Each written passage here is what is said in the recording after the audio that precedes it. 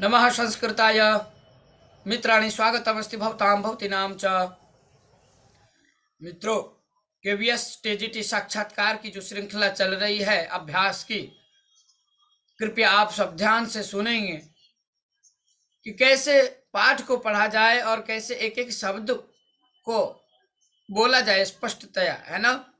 तो आप सब ध्यान पूर्वक सुने, क्योंकि जब आप पाठ को अच्छे से पढ़ते हैं तो आपके पाठ पढ़ने के तरीके यदि अच्छे होते, यदि तरीका अच्छी होती है, तो मित्रों निश्चित आप एक अच्छे योग्य शिक्षक कहलाएंगे।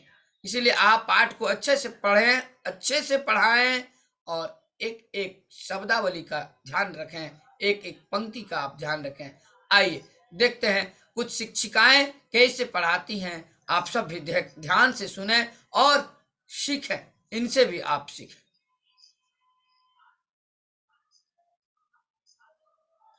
पाठ्यताम् इदानीं पुनः महोदया पाठयति, वयं सर्वे ध्यानेन शृणुमः। वयं सर्वे ध्यानेन शृणुमः। पुनः महोदया इदानीं पाठयति, पाठयतु भवती।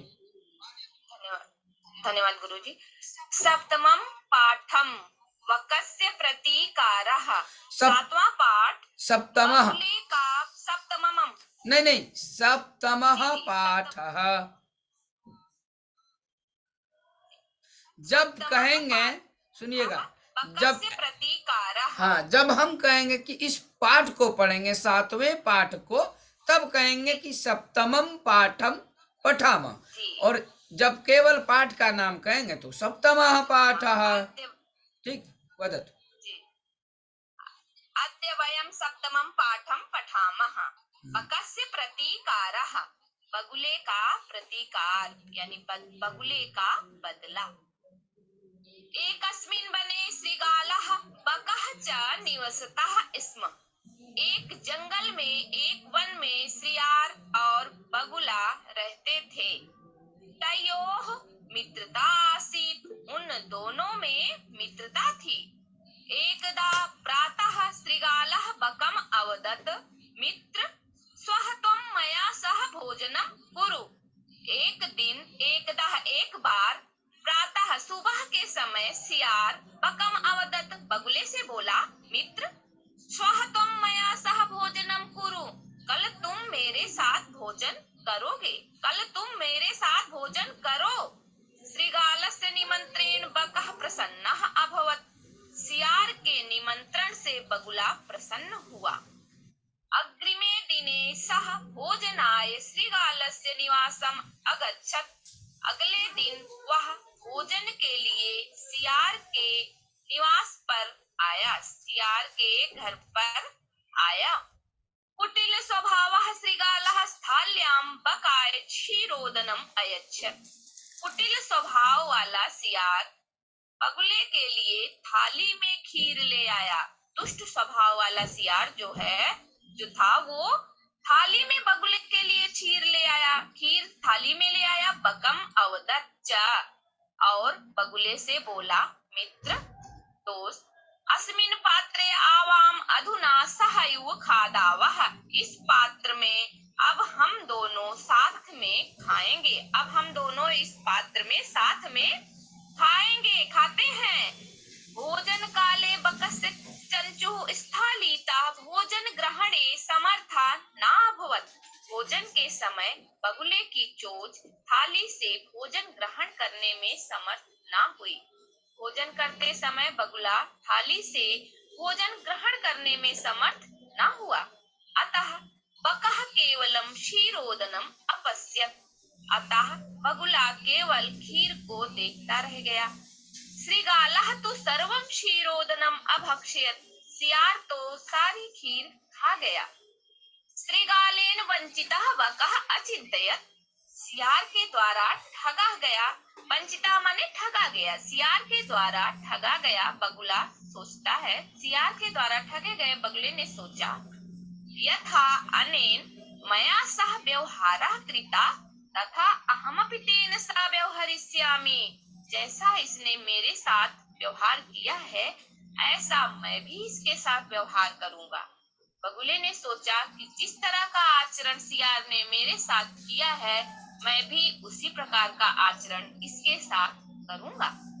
एवं चिंतयित्वा सह श्रृगालम अवदत्। ऐसा विचार करके, ऐसा सोच करके वह सियार से बोला, मित्र, त्वमपि श्वः सायं मया सह भोजनम करिष्यसि। तुम भी कल, आने वाले कल की शाम को तुम भी मेरे साथ भोजन करना। बगुला सियार से कहता है, करिष्यसि करोगे, करोगे, कल शाम को तुम भी मेरे साथ भोजन करोगे। बकस्य निमंत्रेण श्रृगालः प्रसन्नः अभवत्। बगुले के निमंत्रण से सियार प्रसन्न हो गया। यदा श्रृगालः सायं बकस्य निवासं भोजनाय अगच्छत्। जब सियार शाम को बगुले के निवास स्थान पर भोजन के लिए आया, तदा बकः संकीर्ण मुखे कलशे क्षीरोदनम अयच्छत्। तब बगुला संकीर्ण मुख वाले कलश में, छोटे मुख वाले कलश में खीर को ले आया। श्रृगालम च अवदत्।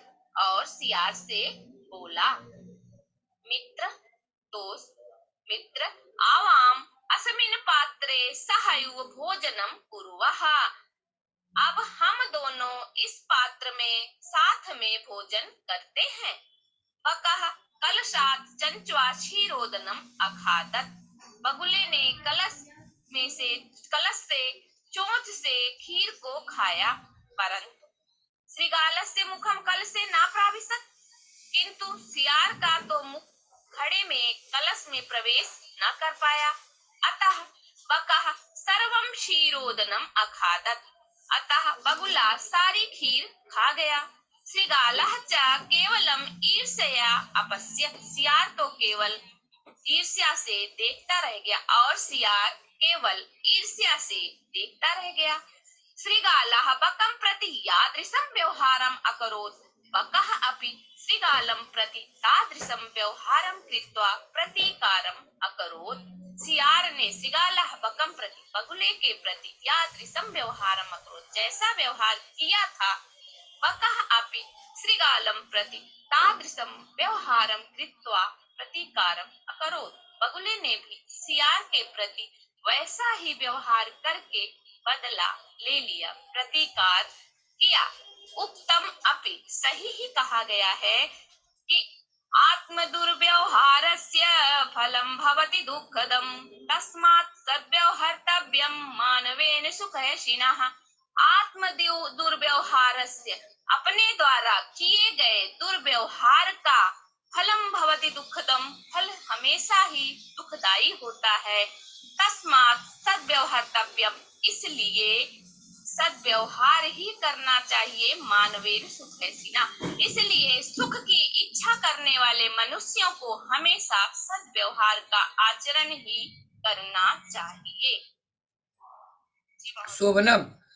यदा पाठम पाठयामः, यदा कदापि, जब भी पाठ को पढ़ाते हैं तो पहले पूर्वतः पठित्वा गच्छामः पाठनाय विद्यालयम् एकम। द्वितीयम्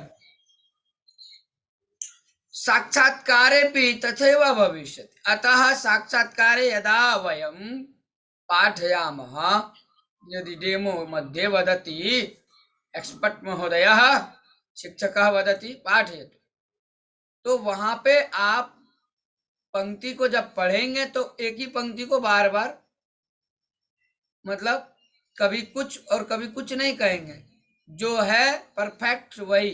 इसलिए आप सभी को यही कहना चाहूंगा, जिस शब्द का जो अर्थ है उस अर्थ को एक ही बार में यदि कहते हैं तो अच्छा होगा, तो विशिष्ट होगा। मतलब कहने का अर्थ है उस बात को एक बार में कहेंगे ना तो बढ़िया रहेगा, और कभी कुछ कह देंगे फिर कभी कुछ कह देंगे तो उससे ना आत्मबल घटता है, शिक्षकों का भी और बच्चों का भी। इसीलिए मैं चाहूंगा, आप सबों से यही कहना चाहूंगा कि अकरोत का अर्थ हुआ किया, तो किया ही बोलेंगे, उसको हम लट में नहीं कहेंगे। यदि लंग में है अकरोत तो लंग में ही रखेंगे।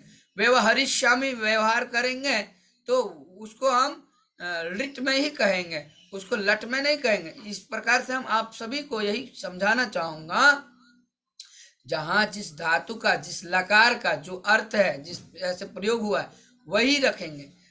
बहुत अच्छा पढ़े हैं आप पूनम महोदय, बहुत सम्यक, जी जी उत्तम। महोदय, वही रखेंगे जी। हाँ, और ये आत्म दुर्व्यवहारस्य फलम भवति दुःखदम, इसको आप सब कंठस्थ कर जाएंगे। इस प्रकार से जहां जहां पाठ में, जिस जिस पाठ में जो जो श्लोक मिलता है, उन श्लोकों को आप याद कर ले, कंठस्थ रहेगा ना तो बहुत अच्छा। क्योंकि पूछेंगे, वो आपसे पूछेंगे कि आत्म दुर्व्यवहारस्य, यहाँ फलम भवति दुःखदम, यहाँ जो है कहेंगे कि दूसरा जो पंक्ति है, तस्मात् सद्व्यवहर्तव्यम, यहाँ पर सद्व्यवहर्तव्यम में प्रत्यय क्या है और धातु क्या है और अर्थ क्या है, तो आपको वहां बताना है। पूनम जी, पूनम महोदय वदति, सद्व्यवहर्तव्यम में प्रत्यय क्या है, तव्यत प्रत्यय है गुरुजी। उपसर्ग क्या है, भी उपसर्ग है। भी है सद्व्यवहर्तव्यम में, देखिए, हाँ हाँ, वी उपसर्ग है, बहुत अच्छा, जी जी बहुत अच्छा बोल रहे हैं आप। व्यवहर्तव्यम में महोदय भी उपसर्ग है। हाँ हाँ, है तो, वी है, उपसर्ग है, धातु क्या है, बहुत बढ़िया, जी जी हृ धातु ना, हाँ, री धातु भी उपसर्ग तव्यत प्रत्यय। हाँ, व्यवहर्तव्या, सद्व्यवहर्तव्य। व्यवहर्तव्यम, शोभनम, उत्तम।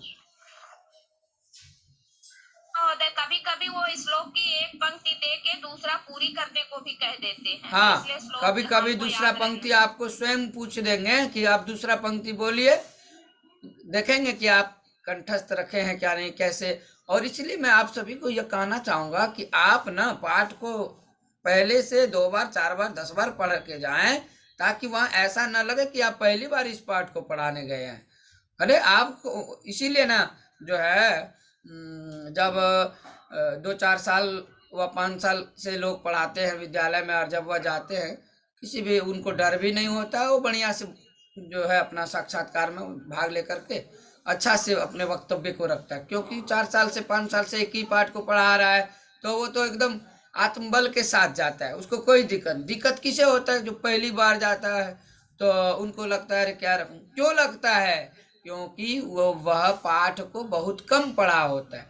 आप सब पाठ को कितने, पूनम जी तो कई बार पढ़े होंगे, क्योंकि पढ़ाई हो आप ना विद्यालय में, किंतु जी महोदय, हम कई बार हाँ, पढ़ चुके किंतु हैं। बहुत लोग हैं, बहुत तो ऐसे हैं जो नए लोग, जो पहली बार पढ़े हैं या 1 से 2 बार ही पाठ को पढ़े होते हैं, इसीलिए आपका आत्मबल कम होता है। अपने आत्मबल को यदि आपको बढ़ाना है तो आप पाठ को अधिक से अधिक पढ़ें, सभी पाठों को 2 बार 4 बार करके पढ़ लें, अभ्यास कर लें, और पूछा करें। जहाँ जिस पंक्ति को पढ़ने में डर लगता है, उस पंक्ति को भी आप किसी विद्वानों से पूछ लें, जहाँ आपको शंका होता है। यह सब वेस्ट उक्ति है, मैं युक्ति बता रहा हूँ एक। हाँ, यदि एवं प्रकारेण अवगच्छन्ति, भवत्यः अवगच्छन्ति, यदि समझते हैं तो, और प्रयोगम करिष्यन्ति, तर्हि सफला भविष्यन्ति, नूनमेव भवत्यः सर्वाः सफला भविष्यन्ति। इसलिए आपको मैं कह रहा हूँ, आपको जो भी पाठ अच्छा लग रहा है, आप कोशिश करें सभी पाठों को पढ़ने को, और अधिक से अधिक आप पढ़ें और उसको कंठस्थ रखें। यदि श्लोक आदि आता है, ठीक है, तो बहुत शोभनम शोभनम उत्तमम अस्ति। अत्र सप्तमः पाठः समाप्यते, बकस्य प्रतीकारः, शोभनम उत्तमम, बहु सम्यक्। धन्यवाद गुरुजी।